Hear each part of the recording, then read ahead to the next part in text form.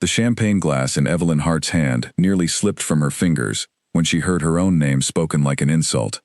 She had not meant to overhear anything. She had simply stepped behind the tall marble pillar near the ballroom's east wall to escape the crush of people, to breathe for one private moment before returning to the performance she had been playing all evening.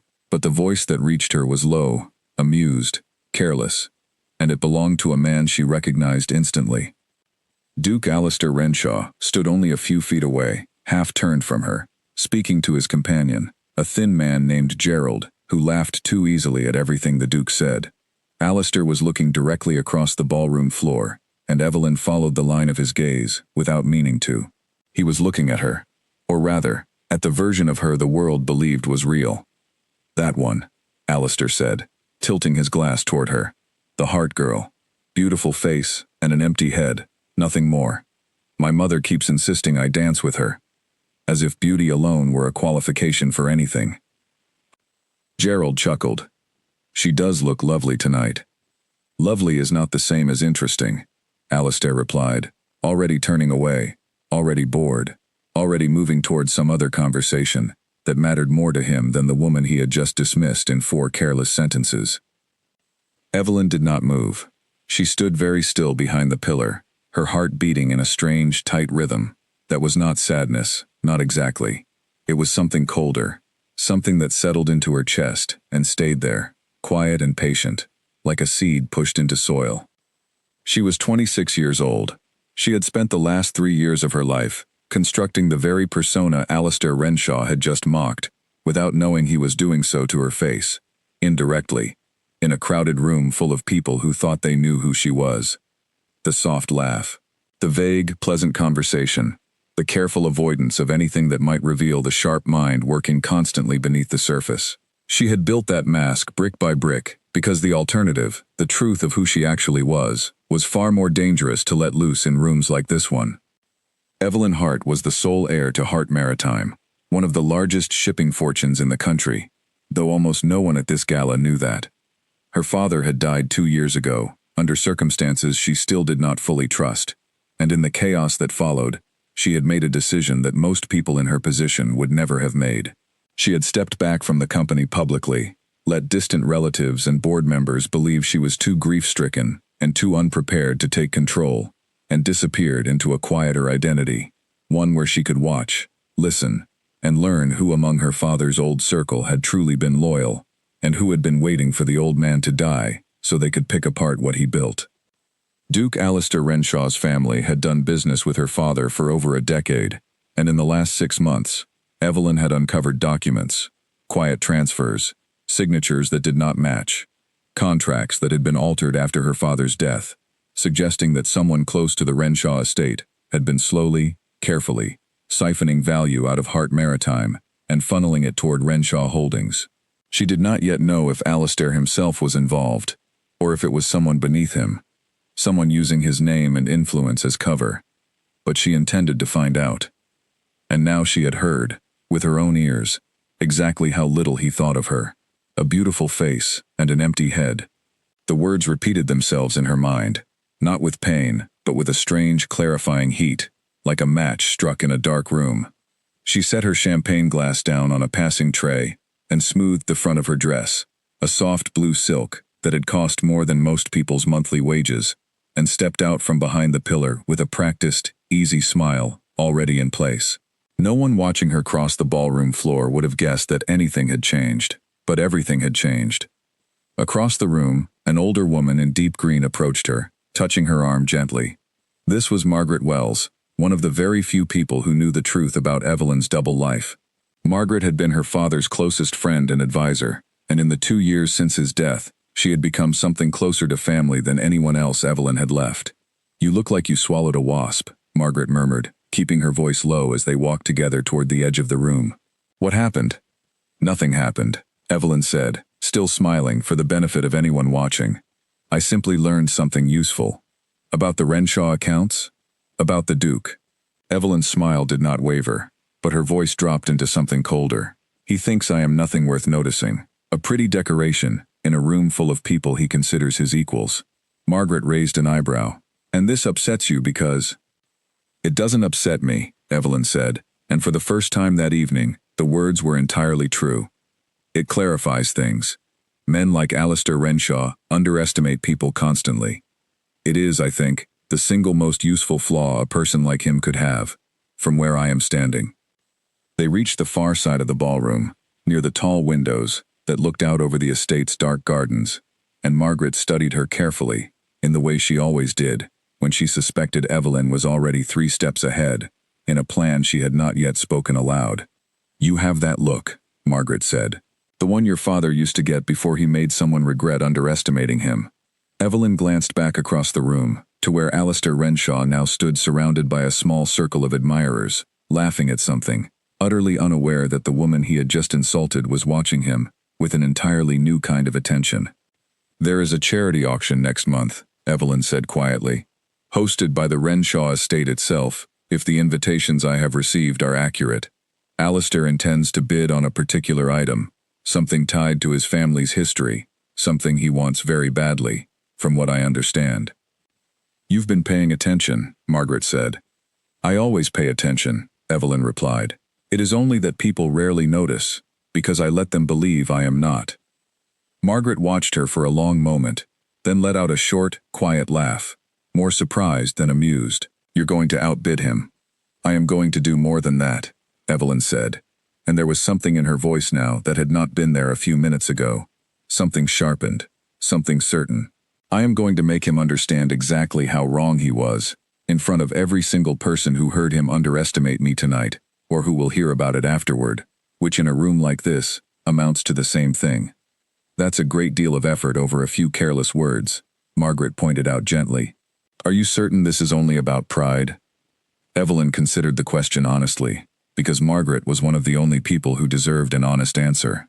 "No," she admitted. "It is not only about pride. It is about the fact that men like Alistair Renshaw move through the world assuming that women like the one they believe me to be will never challenge them, never surprise them, never sit across a table and beat them at their own game. And it is about the fact that somewhere in his family's affairs, someone has been quietly stealing from mine. I intend to find out who, and I have just been handed, quite by accident, an excellent opportunity to get closer to him, to watch him, without him ever suspecting that the empty-headed beauty he dismissed tonight is the very person investigating his family's finances." Margaret's expression shifted, understanding settling into her features. "You're not just going to outbid him at an auction. You're going to use this to get inside his world." "Precisely," Evelyn said. "He handed me the perfect disguise himself. Why would I waste it?" Across the room, as if some invisible thread connected them despite the distance, Alistair Renshaw glanced up from his conversation and caught Evelyn's eye for just a moment. He offered her a polite, distant nod, the kind one gives to an acquaintance whose name one has already half forgotten, and then returned to his circle of friends without another thought. Evelyn held her smile perfectly steady, the same practiced, harmless expression she had worn all evening, and did not let a flicker of what she was truly feeling reach her face. Let him think what he wanted. Let him believe, for a little longer, that she was exactly what he had called her. It would only make what came next so much more satisfying. The night carried on around them, the orchestra shifting into a slower piece, couples drifting toward the dance floor, the low hum of 100 conversations rising and falling like tide. Evelyn moved through it all with practiced grace, accepting a dance from an elderly banker who mostly wanted to complain about his gout, laughing at the right moments during a conversation about horse breeding that she found deeply uninteresting, nodding along as a young woman described her upcoming wedding in exhausting detail. Through it all, some part of her mind remained elsewhere, turning over the pieces of what she now knew: the auction, the item Alistair wanted, the financial records she had already begun gathering, quietly, through contacts who did not know who they were truly working for.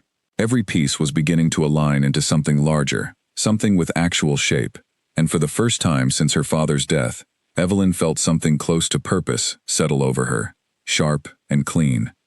Near midnight, as the gala began to thin, Margaret found her again near the entrance hall, helping her into her coat with the easy familiarity of old friends. "You're smiling," Margaret observed, "really smiling, not the performance." "Am I?" Evelyn asked, though she already knew the answer. You haven't smiled like that since before your father passed, Margaret said, her voice softening. I don't know whether to be pleased or worried. Be both, Evelyn suggested, and for a moment, something almost light-hearted flickered across her expression. It suits the situation. Outside, the night air was cool and sharp, carrying the scent of rain that had not yet arrived. Evelyn stood for a moment at the top of the stone steps leading down to the waiting cars, looking back once at the brightly lit windows of the estate behind her, at the shapes of guests still moving inside, laughing, dancing, entirely unaware of the quiet storm that had just begun to gather in the mind of the woman they considered nothing more than a pretty face. Somewhere inside that house, Alistair Renshaw was likely still laughing about something with his friends, still utterly certain of his own place in the world, still convinced that the woman he had dismissed so easily would never cross his path again in any way that mattered. He had no idea what he had just set into motion. Evelyn descended the steps slowly, her heels clicking softly against the stone, and by the time she reached the car waiting for her at the bottom, her mind was already several steps ahead, already sketching the outline of a plan that would take weeks to fully build, but only a single evening to set irreversibly into place. A beautiful face and an empty head, he had called her. She intended to make sure he never made that mistake about anyone again, and that everyone who heard the story afterward would remember exactly how wrong he had been, and exactly how much it had cost him. The car pulled away from the estate, gravel crunching softly beneath the tires, carrying her back toward the modest townhouse she kept under her false name, where the real work would begin in earnest come morning. Behind her, the lights of the Renshaw Gala grew smaller and smaller, until they disappeared entirely into the dark, and Evelyn Hart sat back against the seat, closed her eyes, and allowed herself, finally, to smile without restraint. The seed had been planted. Now it would grow. 3 days after the gala, Evelyn sat in the small, plainly furnished office she kept above a bookshop in the quieter part of the city, far from anywhere the people who knew her by her false society name would think to look. The room held none of the polish of her public appearances, no soft blue silk, no careful makeup. Instead, papers covered nearly every surface, financial statements spread across the desk in overlapping fans, ledgers stacked in careful towers along the walls. Margaret arrived just after 9 in the morning, letting herself in with the spare key Evelyn had given her years ago, and found her exactly where she expected, hunched over a set of documents with a cup of cold tea forgotten at her elbow. "You've been here all night," Margaret said, not really a question. "I found something," Evelyn replied, not looking up. 3 transfers, made in the 6 weeks after my father's funeral, each one routed through a shell company, registered under a name I don't recognize, each one eventually connecting back to an account controlled by Renshaw Holdings. Margaret came around the desk to look over her shoulder, frowning at the neat rows of numbers. "How much?" "Enough," Evelyn said quietly. "Enough that someone went to considerable trouble to hide it, and enough that if I'm right about who authorized it, it wasn't a low-level clerk making a mistake. This required someone with real authority within the Renshaw estate." "Alistair himself?" Evelyn finally looked up, and there was something careful in her expression, something that refused to leap to conclusions too quickly. "I don't know yet. That's precisely what the auction will help me discover. If I can get close to his circle, close enough to observe how his estate actually operates, who has access to what, who makes the real decisions behind the family name, I can narrow this down considerably faster than I could sitting here staring at documents that only tell me where the money went, not who sent it." Margaret pulled a chair over and sat down heavily, studying her friend, with an expression that mixed pride and concern in roughly equal measure. "You're building quite a lot on top of a plan that started with overhearing an insult at a party." "The insult was simply the spark," Evelyn said. "The plan itself has been forming for months.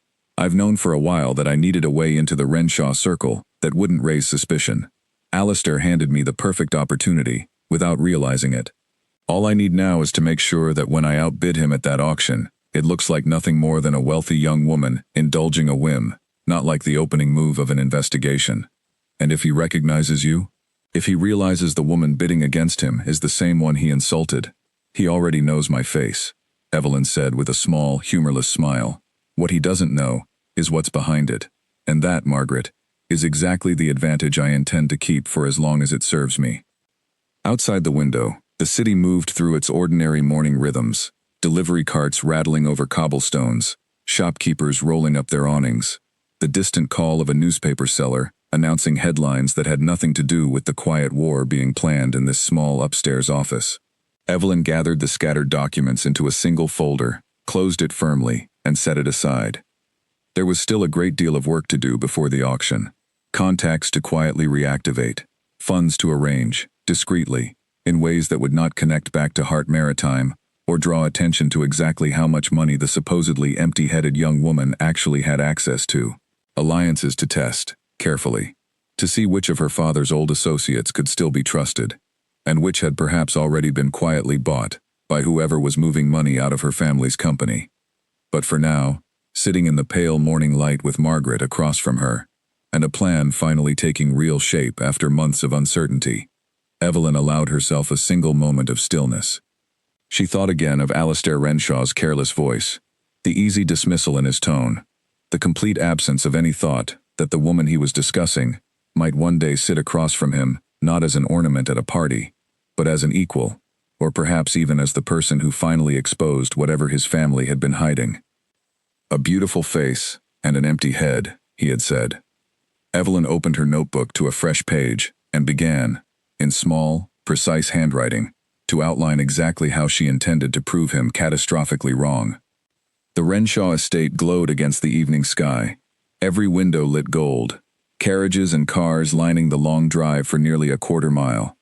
Evelyn watched it all approach through the window of her own car, her gloved hands folded neatly in her lap, her expression calm and pleasant, betraying nothing of the careful calculations running beneath the surface. Beside her, Margaret adjusted the clasp of her necklace and studied Evelyn with a critical eye. "You look exactly like the woman he thinks you are," she said. "Soft, pretty, harmless." "That is the intention," Evelyn replied. "Tonight, of all nights, I need him to see nothing more than that."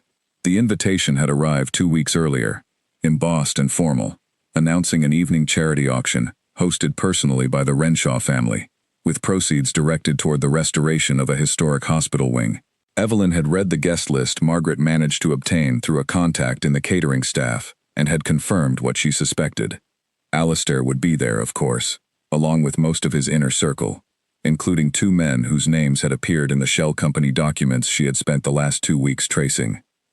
The car rolled to a stop at the base of the wide stone steps, and a footman opened the door for her. Evelyn stepped out into the cool evening air, smoothing the front of her deep wine-colored gown, and climbed the steps with the same unhurried grace she had perfected over years of practice. Inside, the estate was even grander than she remembered from the gala weeks before. High ceilings painted with pale clouds, chandeliers dripping crystal light across polished floors, a long gallery lined with items awaiting the auction, each piece displayed on a velvet pedestal with a small card describing its history and significance. Evelyn walked the gallery slowly, letting her eyes drift over paintings and jewelry and old manuscripts until she found the item she had come for. It was not, as she had first assumed from rumors, a painting or a piece of jewelry.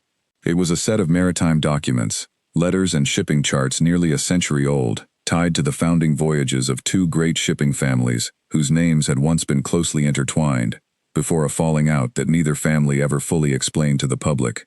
Evelyn recognized the handwriting on the topmost letter instantly. It belonged to her own great-grandfather.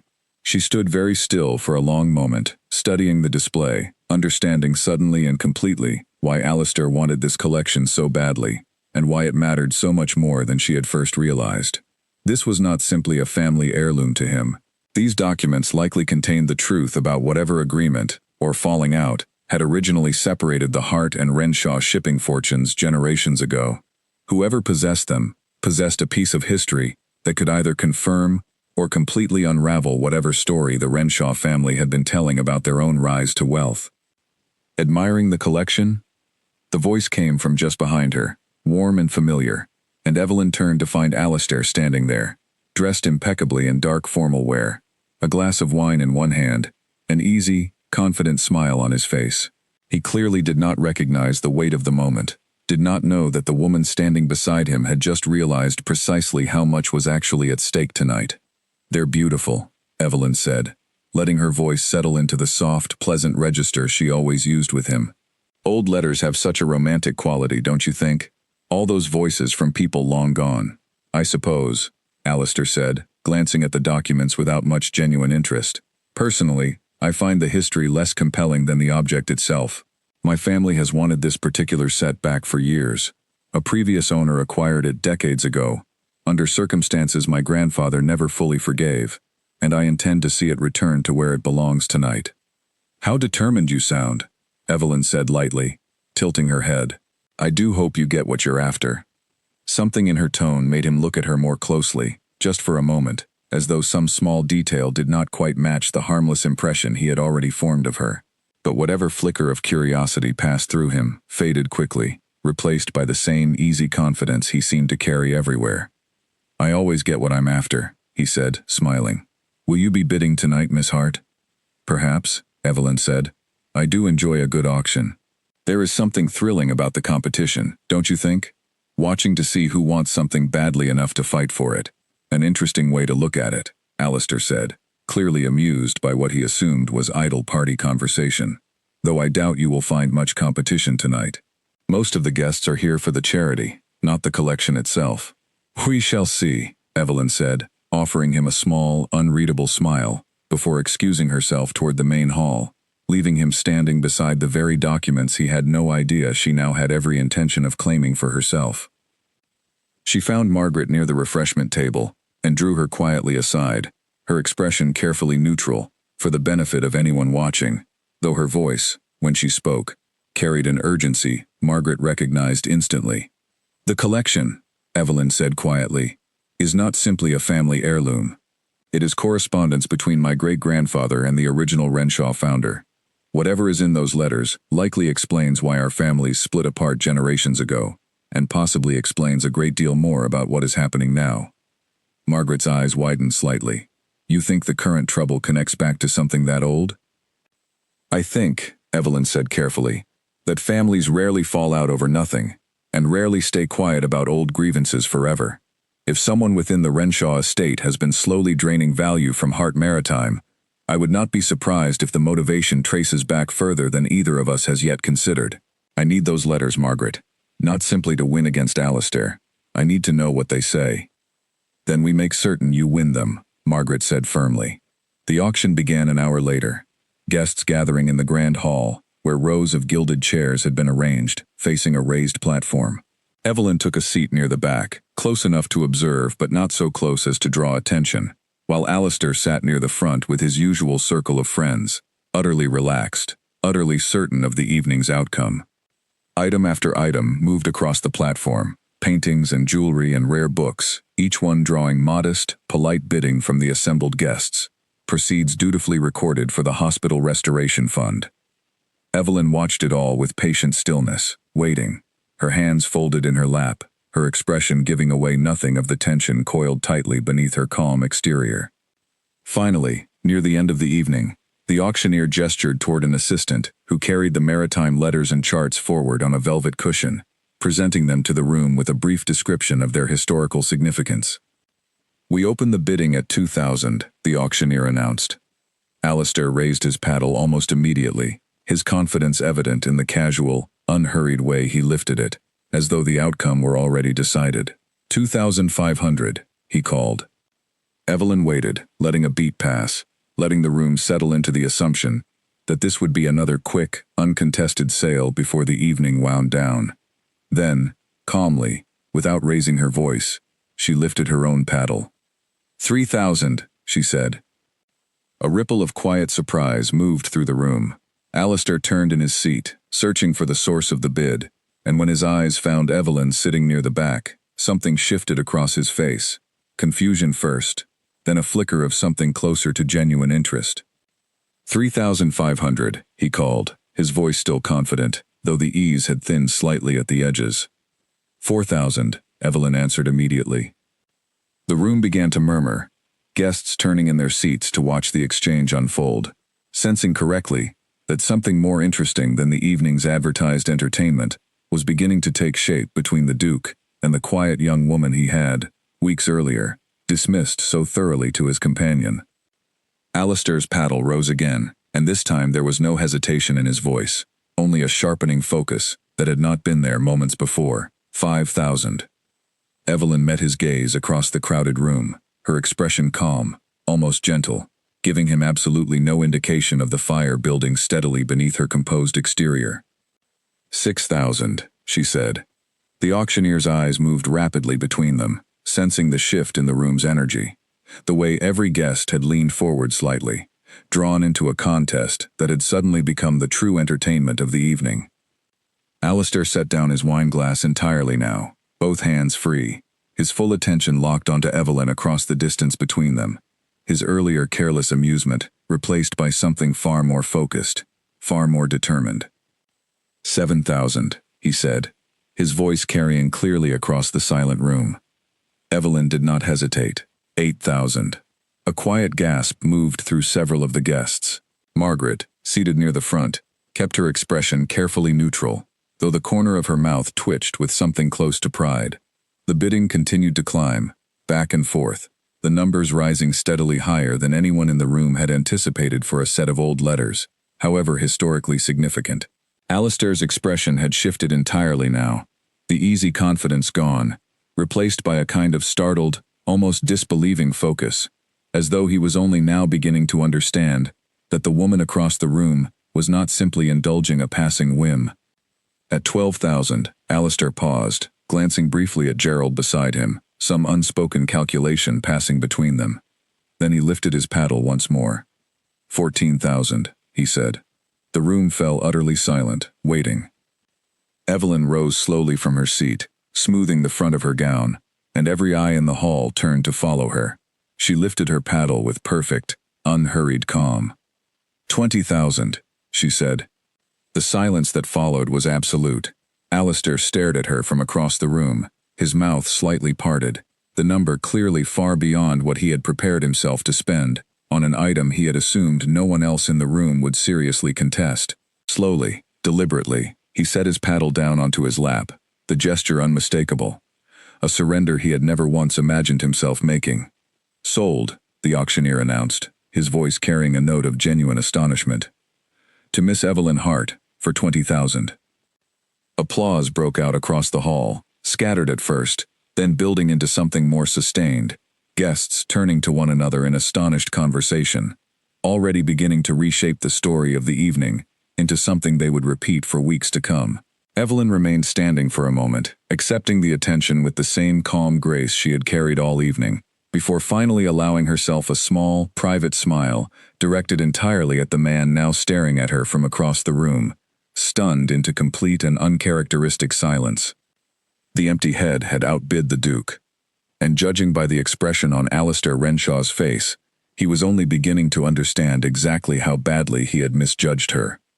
Word of the auction spread through the city faster than Evelyn had anticipated. By the following afternoon, 3 separate acquaintances had already stopped her in the street to ask, with poorly disguised curiosity, whether it was true that she had spent £20,000 against the Duke of Renshaw himself, and whether the rumors of his stunned expression were as accurate as everyone claimed.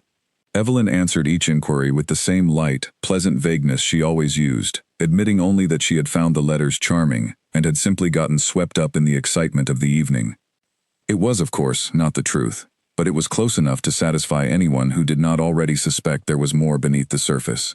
That evening, a note arrived at her townhouse, delivered by a private courier rather than the usual post. Evelyn recognized the crest on the wax seal immediately, and something in her chest tightened, not with anxiety exactly, but with anticipation. She opened it carefully. The handwriting was neat, controlled, betraying none of the surprise Alistair had shown the night before. He requested, simply and formally, the honor of calling on her the following afternoon to discuss the letters she had acquired, expressing an interest in purchasing them from her privately, at whatever price she felt was fair. Evelyn read the note twice, then set it down on her desk, and allowed herself a small, satisfied smile. He had not yet realized that money would never persuade her to part with what she had won. What he did not know, could not possibly know, was that those letters were the only thread currently connecting her to the truth about her father's company, and about whatever secret history bound their two families together. She sent back a reply the following morning, inviting him to tea at 4 o'clock, and spent the hours before his arrival reading through the letters herself for the first time, slowly, carefully, in the quiet of her upstairs office, where Margaret joined her partway through. The letters told a story neither of them had expected.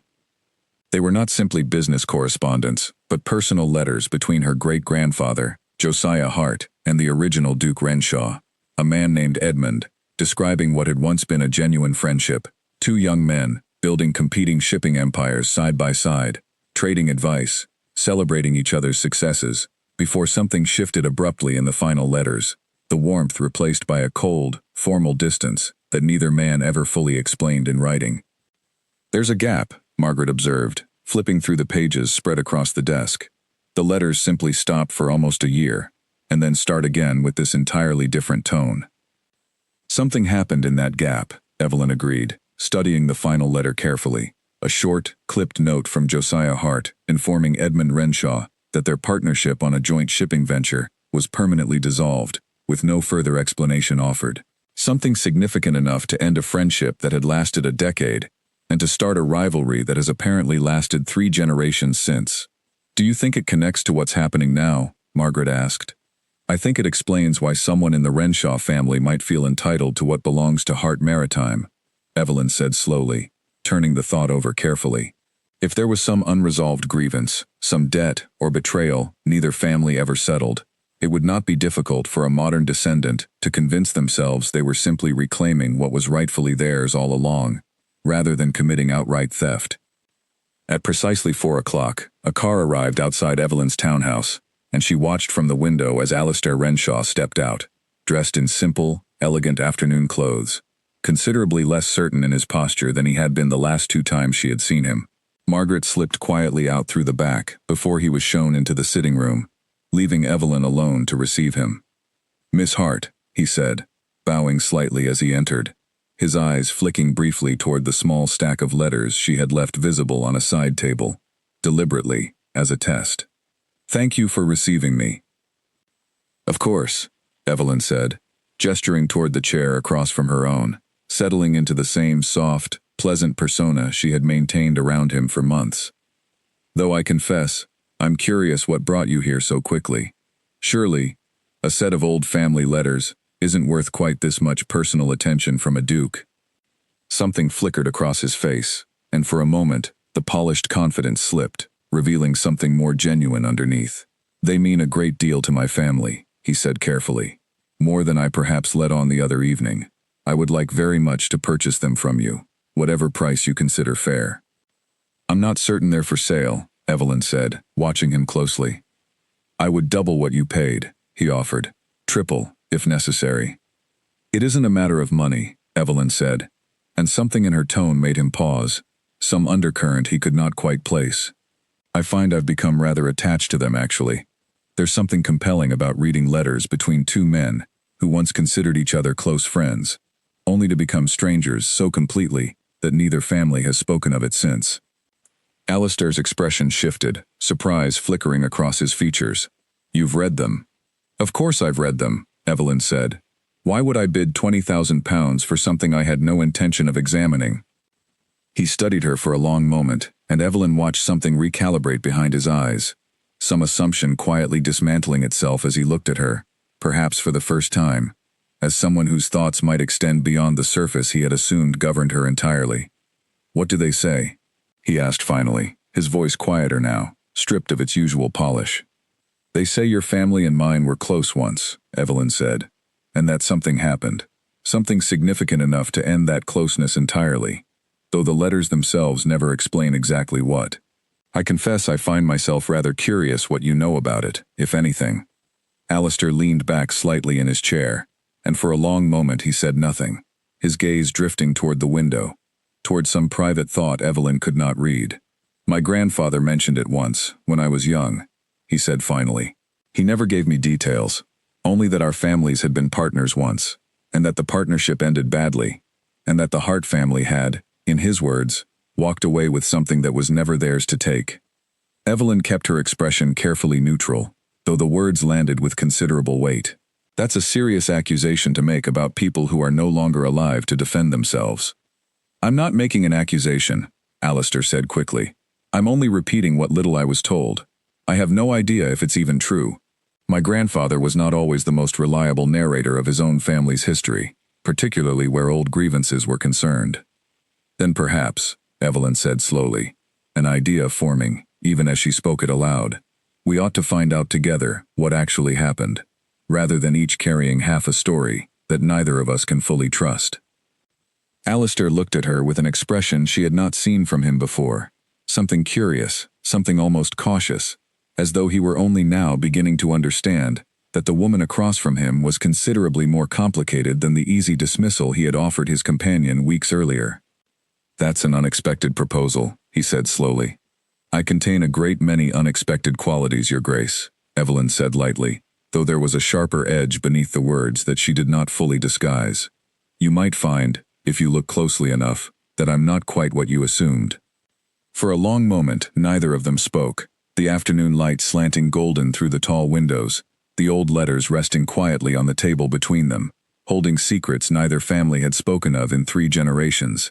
Alistair studied her for a long moment, and something in his expression suggested he was beginning, slowly, to reconsider everything he had believed about the woman sitting across from him. Very well, he said finally. Where would you suggest we begin? Evelyn allowed herself a small, careful smile, one that gave away nothing of how precisely this outcome matched what she had hoped to achieve from the very beginning. With the letters themselves, she said, and perhaps, in time, with the people currently managing your family's finances. I find myself increasingly curious about who exactly benefits from keeping old grievances alive. Alistair's brow furrowed slightly at the remark, though he did not yet understand its full weight, could not yet see the careful trail Evelyn had already begun following, long before he had ever walked through her door. But he nodded, agreeing to her proposal, and as the afternoon light continued to shift across the room, Evelyn felt the first real thread of her plan pull taut, drawing her steadily closer to the truth she had been chasing since the night her father died. Over the following 2 weeks, Alistair called on her 3 more times, each visit stretching longer than the last, conversation drifting further from the letters, and further into territory neither of them had expected. He was, Evelyn began to realize with some reluctance, considerably more thoughtful than his careless remark at the gala had suggested. He asked genuine questions, and listened carefully to her answers, and slowly, without either of them quite acknowledging it aloud, the careful distance between them began to soften into something else entirely. But Evelyn never lost sight of her purpose. Even as she found herself, against her better judgment, beginning to enjoy his company, she continued her quiet investigation in the background, cross-referencing the names in the old letters against the modern accounts she had already traced, searching for the thread that would finally connect the century-old grievance to the very current theft still draining value from Hart Maritime. It was during her 4th visit to the Renshaw estate, ostensibly to examine an old family ledger Alistair thought might provide further context to the letters, that Evelyn finally found what she had been searching for. Buried within the estate's private records, in handwriting she recognized instantly from the shell company documents in her own files, was a name that made her blood run suddenly cold. Edmund Voss, the Renshaw estate's chief financial manager. A man she had met twice already, in passing, at both the gala and the auction. A quiet, unassuming figure who had always struck her as entirely forgettable. He was, she now understood, with sudden, sharp clarity, the same man whose signature appeared on every altered document connected to the theft from her father's company. Evelyn closed the ledger slowly, her heart pounding, careful to keep her expression perfectly composed as she set it back on the shelf exactly where she had found it. Across the room, Alistair was searching through a separate drawer, unaware that the woman he had begun to trust had just discovered the name of the man, likely responsible for stealing from her family for the better part of 2 years. She could not say anything yet, not until she understood the full scope of what Edmund Voss had done, and not until she knew whether Alistair himself had any involvement, however unwitting, in what his own estate manager had been orchestrating beneath his family's name. She excused herself shortly afterward, claiming a headache, and returned home to find Margaret already waiting, alerted by the urgent note Evelyn had sent ahead. Edmund Voss, Evelyn said, pacing the length of her office as Margaret listened with growing concern. He manages the Renshaw estate's finances. His signature is on the ledger I found tonight, and it matches, exactly, the signature on 3 of the altered transfer documents from my father's company. Does Alistair know? Margaret asked. I don't believe so, Evelyn said. He trusts Voss completely, from what I've observed. The man has managed the family's finances for over a decade, inherited the position from his own father, who managed it before him. If Voss has been quietly siphoning funds from Hart Maritime and routing them through Renshaw accounts, I doubt very much he would have done so with the Duke's knowledge or approval. Then what does he gain from it? Margaret asked. If not Alistair's approval, whose benefit is this serving? Evelyn stopped pacing, a slow, cold understanding settling over her. His own, perhaps. Or an old family loyalty running deeper than his employment. Voss is not a common surname. I'd wager everything I own that somewhere in his family history, there's a connection to whatever happened between Josiah Hart and Edmund Renshaw all those years ago. The following morning, Evelyn returned to her small office above the bookshop and spent hours cross-referencing old family records, tracing the Voss name backward through decades of employment records connected to the Renshaw estate. What she found confirmed her suspicion with unsettling precision. Edmund Voss's great-grandfather had served as personal secretary to the original Duke Renshaw, present for every meeting, every negotiation, every private conversation between the two founding families before their sudden, unexplained falling out. If anyone beyond the Hart and Renshaw families themselves knew what had truly happened between Josiah and Edmund, it would be someone from the Voss family line, quietly present in the background of Renshaw affairs for over a century, watching, waiting, and apparently, in recent years, deciding to correct what he believed was an old injustice through quiet, careful theft. Evelyn understood now that she needed to move carefully. If Voss suspected for even a moment that she had connected him to the theft, he would likely destroy whatever remaining evidence existed and disappear entirely, leaving her with no proof and no recourse. She needed something concrete, something that would hold up beyond suspicion and old family ledgers, before she could confront him, or before she could safely tell Alistair the truth about the man he trusted so completely. 3 days later, a note arrived at her townhouse, unsigned, delivered by hand, rather than through any courier service she recognized. Evelyn opened it carefully, and felt a cold, sharp unease settle over her as she read the brief, carefully typed message inside. Some questions are better left unasked, Miss Hart. Return the letters to where they belong, and this matter need go no further. She read the note twice, then a third time, understanding immediately that her careful investigation had not been as quiet as she had believed. Someone, likely Voss himself, had noticed her interest, had perhaps traced her recent inquiries back through whatever contacts he still maintained, and had decided that a warning was necessary before she came any closer to the truth. Margaret arrived within the hour, summoned by an urgent message, and read the note with a grim, tightening expression. This is not a man who intends to simply wait and see what you do next, she said. You need to be careful, Evelyn. Genuinely careful. Whatever Voss has been hiding, he's clearly willing to take steps to protect it. I know, Evelyn said quietly, though there was no fear in her voice, only a hardening resolve. Which means I no longer have the luxury of moving slowly. I need to confront this directly, and I need Alistair to know the truth, whether or not it disrupts whatever trust exists between his family and Voss's. Do you trust him with this? Margaret asked carefully. Truly trust him? Evelyn considered the question honestly, thinking of the past weeks, the long conversations, the way Alistair's careless first impression of her had steadily unraveled into something far more genuine, far more thoughtful than she had expected from a man who had once dismissed her so easily to his companion. I believe I do, she said finally, which terrifies me rather more than the anonymous threat currently sitting on my desk. She sent word to Alistair that same evening, requesting an urgent private meeting, and he arrived at her townhouse within the hour, his expression immediately concerned by the uncharacteristic formality of her message.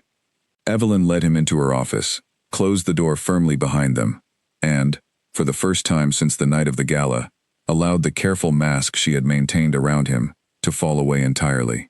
I need to tell you something, she said, and I need you to listen to all of it before you respond.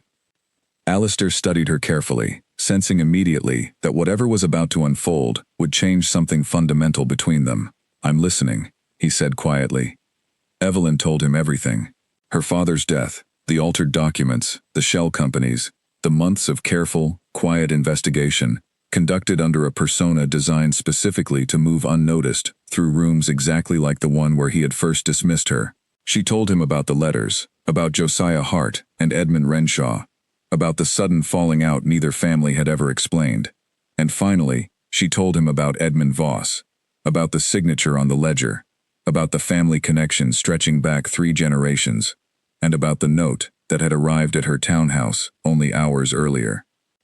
By the time she finished, Alistair had gone very still, his expression cycling through disbelief, then something closer to genuine hurt, and finally settling into a cold, focused anger that Evelyn had not seen from him before. "Voss has managed my family's finances since before I was born," he said slowly. "I trusted him completely. My father trusted him completely." "I understand this is difficult to hear," Evelyn said carefully. "It isn't that I don't believe you," Alistair said, meeting her eyes directly. "It's that I'm furious I didn't see it myself. I'm furious that someone was permitted to move so freely within my own estate, stealing from your family, for years, without a single question raised." He paused, studying her more closely. "And I'm furious with myself, for the way I spoke about you that first night. You have spent months conducting a serious, careful investigation, moving through rooms full of people who believed exactly what I told my companion, and you did it brilliantly. I was wrong about you, Evelyn. Entirely, completely wrong." Evelyn felt something in her chest loosen slightly at the admission, though she kept her focus fixed on the more urgent matter at hand. "We can address that later," she said, though something in her voice softened despite herself. "Right now, we need to decide how to confront Voss before he has time to destroy whatever evidence remains." Alistair nodded, his expression sharpening with new determination. "I know exactly where to find the original transfer records he would have used. If we move quickly, tonight, before he suspects we know anything concrete, we might still catch him before he can cover his tracks entirely." Together, they began to plan, and for the first time since the investigation began, Evelyn found herself no longer working entirely alone. Whatever else had shifted between them over the past weeks, she now had an ally standing directly beside her, someone with access, resources, and a growing fury of his own, determined to help her uncover the truth that had cost her family so dearly. The Renshaw estate was quiet by the time Alistair and Evelyn arrived that night, most of the household staff already retired for the evening, only a few scattered lights burning in the lower windows. Alistair led her through a side entrance he used rarely, down a narrow corridor toward the estate's private financial office, a room Evelyn had never been permitted to enter during any of her previous visits. "Voss keeps the original ledgers here," Alistair explained quietly, unlocking the door with a key he had carried since childhood. "Copies exist in the main study, but these are the working records, the ones actually used when transfers are authorized." Inside, the room was small and orderly, shelves lined with neatly labeled ledgers stretching back decades. Evelyn moved quickly, scanning the labels until she found the volumes covering the past 2 years, pulling them down carefully, and spreading them across the desk under the light of a single lamp. It did not take long to find what she needed. The entries were meticulous, almost arrogantly so, as though Voss had never truly believed anyone would think to look closely enough to notice the pattern. 3 transfers, each disguised as routine estate expenses, each one actually routed through the same shell company Evelyn had already traced back to accounts controlled by Hart Maritime's competitors, accounts that, upon closer inspection, led directly back to a private holding, registered under the name Voss himself. "He wasn't simply returning money to the Renshaw estate," Evelyn said slowly, understanding dawning as she studied the final entries. "He was building something of his own, using both our families' names as cover. Whatever old grievance motivated him initially, this stopped being about correcting a historical wrong a long time ago. This was simple, deliberate theft, dressed up as justice." Alistair leaned over her shoulder, studying the same entries with a grim, tightening expression. "There's enough here to remove him immediately, and likely enough for criminal proceedings, once we involve the proper authorities." A sound from the doorway made them both turn sharply. Edmund Voss stood there, still dressed in his evening clothes, his expression calm, almost resigned, as though he had expected this moment for some time, and had simply been waiting for it to arrive. "I wondered how long it would take," Voss said quietly, stepping into the room without hurry. "You're more thorough than I expected, Miss Hart." I underestimated you rather badly, it seems, much as His Grace did at the start. Why? Evelyn asked simply, not bothering with pretense, now that the truth stood plainly between them.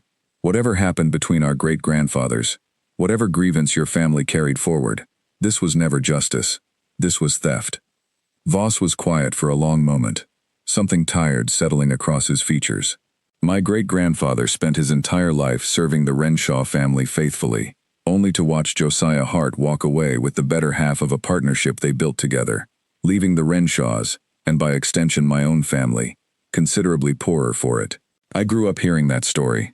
I suppose, somewhere along the way, I convinced myself that correcting it was owed to me, rather than something I had simply decided to take. That isn't an explanation Alistair or I can accept, Evelyn said quietly. Whatever happened generations ago, the people affected by what you've done are alive now, and they never agreed to pay for a debt they didn't even know existed. Alistair stepped forward, his expression hard, though his voice remained steady and controlled.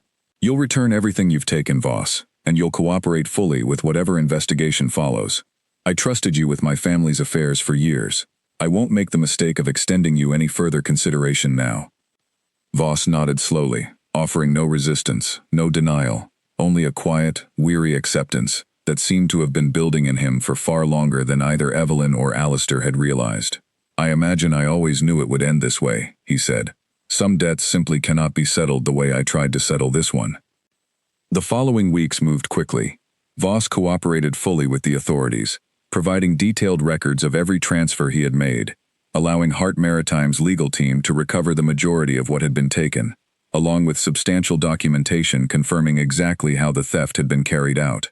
Alistair personally oversaw the estate's full cooperation with the investigation, ensuring nothing was hidden or delayed, determined to make right what had happened under his family's name, even if he had never known about it himself. Evelyn, for the first time in over 2 years, finally stepped back into her own identity publicly, reclaiming her position at Hart Maritime.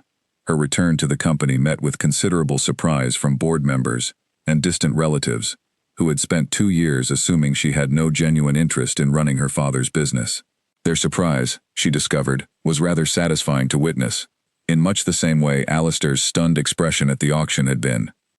The old letters between Josiah Hart and Edmund Renshaw found a new home, eventually, in a shared display commissioned jointly by both families, a quiet gesture toward reconciliation between two houses whose long estrangement had finally, after 3 generations, come to a genuine and lasting resolution. News of the theft and its resolution spread quickly through the same social circles that had once whispered about the auction, and Evelyn found herself, for a time, at the center of considerably more attention than she had ever wanted. But there was a particular satisfaction in it now, watching the same people who had once dismissed her as nothing more than a pretty, harmless presence at parties, slowly come to understand exactly how thoroughly they had misjudged her. One evening, several weeks after Voss's arrest had been finalized, Alistair called on her again, though this visit carried none of the careful formality of their earlier meetings. He found her in her office above the bookshop, surrounded by papers as always, and stood quietly in the doorway for a long moment before she noticed him. "I owe you an apology," he said, when she finally looked up. "Not simply for what I said that first night, though certainly for that as well. I owe you an apology for how long it took me to see you clearly, even after we began working together. You are, without question, the most capable person I have ever had the privilege of underestimating." Evelyn set down her pen, studying him carefully, allowing herself, for once, to simply enjoy the moment, rather than calculate her next move. "You're forgiven," she said, "though I confess I rather enjoyed proving you wrong. I'm not certain I would trade that satisfaction away, even for an earlier apology." "I wouldn't ask you to," Alistair said, smiling for the first time in weeks without the weight of the investigation pressing down behind it. "Though I find myself hoping this doesn't have to be the end of our association, now that the more urgent matters have been resolved." Evelyn considered him for a long moment, thinking of everything that had unfolded since that first overheard insult at the gala, the careful plan she had built from nothing more than wounded pride and a determination to prove him wrong, and the unexpected partnership that had grown from it, steady and genuine, over the weeks that followed. "No," she said finally, a small, honest smile crossing her face. I don't believe it does. Outside the window, the city moved through its ordinary evening rhythms, entirely unaware of how completely the story that had begun with careless words at a crowded party had transformed into something neither the Duke nor the woman he had once dismissed so thoroughly could have predicted. Evelyn Hart had entered that auction determined to prove a point, and had walked away with far more than she had ever expected to find: a truth uncovered, a family's name restored, and, quite unexpectedly, the beginning of something she had never once planned for, standing now directly in front of her, offering his hand across the desk with a warmth that felt, for the first time in a very long while, entirely genuine. She took it.